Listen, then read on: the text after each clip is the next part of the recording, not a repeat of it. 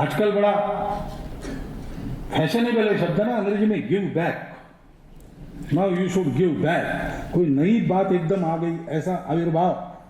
हमारे यहाँ कितनी पुरानी प्रार्थना है, जीवने यावदादानम सात प्रदानम ततोदिकम। और इसलिए त्यागपूर्वक जियो, संयम पूर्वक जियो। उसके लिए संयम आवश्यक है, क्योंकि उससे सबका जीवन सुखी होगा।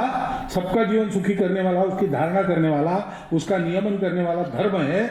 उसका मूल अर्थ है, अर्थ का मूल राज्य है, राज्य का मूल इंद्रिय निग्रह है, और इंद्रिय निग्रह का मूल वृद्धोपसेवा है।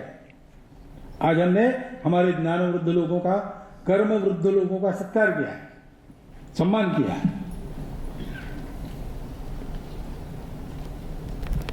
तो अनुभव को, प्रयासों को, पुरुषार्थ को, ज्ञान को, भक्ति को, कर्म को मान्यता देना है और संयम पूर्वक इंद्रिय निग्रह करके जीना।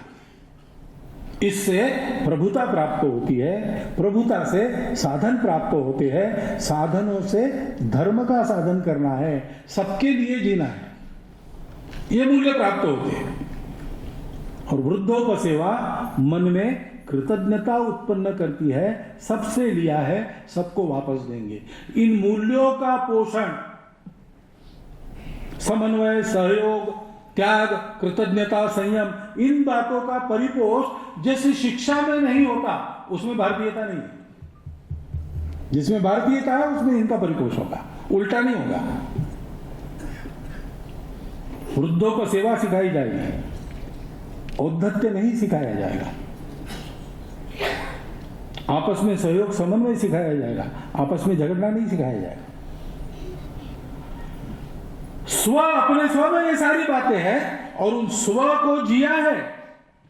ऐसा जीकर अपने देश को बड़ा करने वाले लोगों के चरित्र, जिसमें गौरवपूर्ण रीति से बताए नहीं गए, वो शिक्षा भारतीयता से वंचित शिक्षा है।